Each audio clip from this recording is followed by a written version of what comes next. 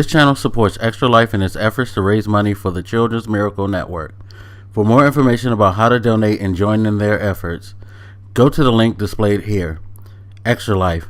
Play games, heal kids. What up, everybody? This your boy Blak Magus, and so I'm up early in the morning, and I was just going through some articles because I can't sleep. I'm thinking about some heavy stuff and decided let me look up some gaming stuff just to take my mind off of what I'm thinking about. And I came across an article about the Paris Game Week conference, which, if you don't know, Sony is doing a press conference. I believe it's at 11:30 a.m. Eastern Time, 8:30 Pacific. It's in, of course, Paris, France, being at Paris Games Week, of course. And over there, I guess bump it ahead 5 hours, because it's going to be like middle of the afternoon, beginning of the evening over there. So for us Americans, kind of early in the morning. Some of us may not even be up. I'll be at work, unfortunately, so I'll try to catch as much as I can from there and take notes and, of course, talk about it, like I did E3 and other things that have happened over the course of the year. But I'm looking at it, and of course you see the comments and feedback from people, and of course we have to have the constant struggle between platforms and all of that. And the general, I guess, conversation leads towards how Microsoft just isn't cutting it. They're lacking in their exclusives, or they don't have any exclusives, which is untrue. They do have exclusives. They just don't have as many as Sony or Nintendo. That's all. In comparison, they don't put out the same volume that those two companies do. And if that's the statement that you wanted to use, then you would be right, because they just don't. They've shut down some studios. They've ended production on certain games. They've first party and even now third party exclusives aren't their thing right now. They have a few third party exclusives, but it seems like the lion's share is going to Sony. It's just the way that the business has started to lean towards. And I just was sitting here thinking, like, aren't we being kind of unfair to Microsoft? And I'm going to state this before I go into my rant. This is not going to be an anti-Microsoft rant. People might perceive it that way because, I don't know, y'all feel like y'all need to fight between platforms, and I don't. I don't own a Microsoft console. Never had.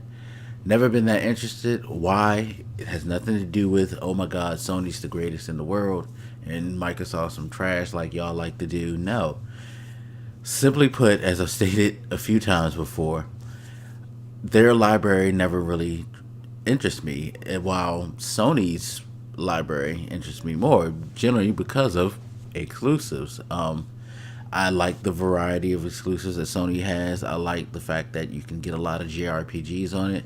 Microsoft's platform isn't really heavy on those types of games, JRPGs.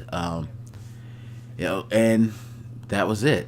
That was pretty much my determining factor. I'm not a huge competitive multiplayer. I play multiplayer. I play more multiplayer than I've ever played, but I generally only play with close friends. And we don't go out there trying to burn the world. We just are having fun. And especially at the time where Sony didn't charge for online, there was no sense in having an Xbox console, because I wasn't going to be online much, so I'd be paying $60 just to access certain things that I didn't need to,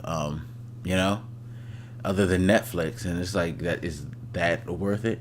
Now, of course, Netflix and other things, I believe, are free without Xbox Live. But back then, to access all those things, you needed Xbox Live, and it just wasn't, something that I would have got my money's worth out of. Now, I have PlayStation Plus back when it came out, because I like getting the free games. So it was an expense that was already in my budget. Although, you know, as most people, the fact that Sony's charging now for online gaming, you know, you expect a lot more from them. But you know, it's never been any serious anti-Microsoft sentiment. So, I mean, hey, it just is what it is. That was just my choice as a consumer. But Microsoft, you know, everybody knows, especially with the 360 era, they were the kings. They were making a lot of money off the platform. People flocked to it. They preferred it over Sony. Better controller, better online experience, what have you.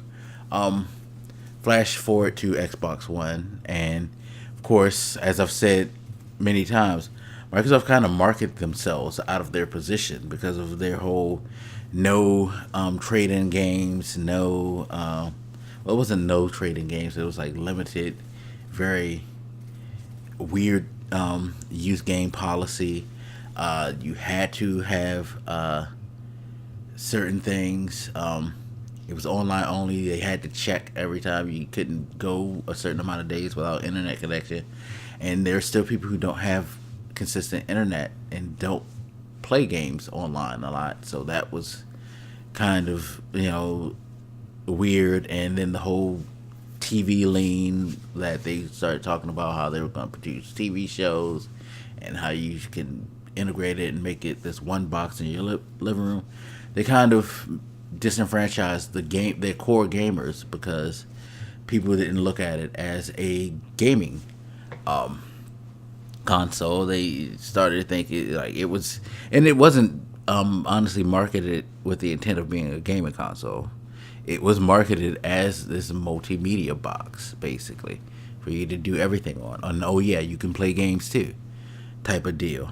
So that kind of it's just a weird launch. Sony basically kept it to the um, core element, which is games. You know, you had your extra stuff come along, but they never pushed that over top of just games. They just were pushing the game thing, and that worked. That clicked better. So that's where you had that big gap between the two.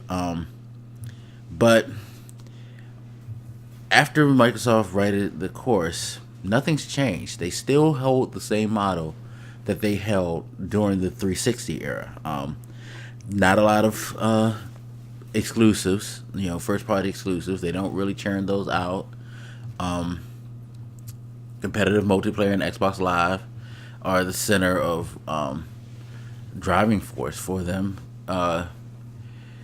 They haven't done anything demonstrably different now that they've got past that whole first philosophy that they had in the first year, and when they got back to just being a core gaming device, people still have issue with Microsoft. And again, the whole they don't have no exclusives and blah blah blah talk is persistent. But I've always said that that wasn't their thing. That wasn't the way that they did their console. Their console was predicated off of competitive gaming and third party exclusive deals. Maybe the only big change was that the third party exclusive deals aren't there anymore. But they still do business as usual. And we knock them for things that they did previously. I think simply because they're just not on top, numbers wise.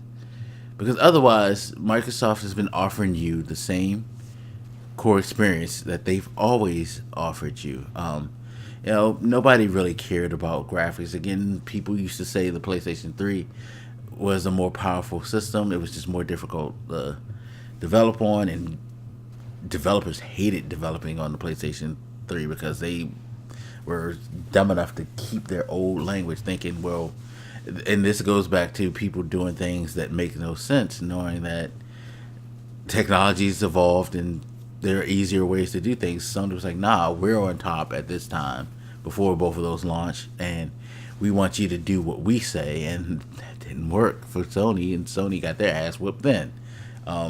It's funny how these companies just make these one big decisions. For Sony, it was I already went over Microsoft, but for Sony with the PS3, it was the pricing and the decision to not move to a more universal developing toolkit.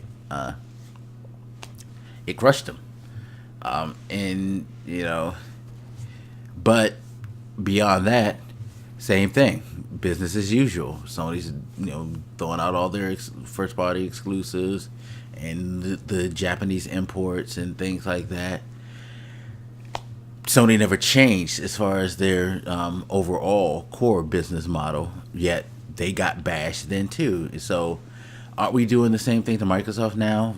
They're not really doing like the worst. They're not the worst company in the world, but we make it out like they're just like so stupid. They're so dumb. They're doing business as usual, and it was what you liked last time. So why is it not what you like now? So ease back on the Microsoft's bashing. Like me, again, I don't get into that back and forth. Who's better? Who's worse? It's always who do I think is better for me as a consumer? What appeals to me more? I don't need to be a part of this group or the winning team or anything like that. I just like what I like and I stick to it. And I think that's the attitude that most of us should try to keep. But yeah, ease off of Microsoft. And I'm sure once the Xbox One X comes out, they're going to do some things and you'll see some new stuff come around. If you're a Microsoft fan, have faith in your brand. That they'll do right by you. That's all you can do as a consumer, to be quite overall. Is that if you really like a certain product or a certain brand, just hope that they continue to do right by you and cater to what makes you happy. Don't worry about the outside noise and whether or not everybody is on your platform. You don't need that to have fun and enjoy yourself. You know what I mean? But it is what it is. Hey, just wanted to get that off my chest. Anyway, as always, you guys feel free to hit me up. Let me know what you think and I'll holler at you later. This your boy Blak Magus and I'm out, y'all. Deuces.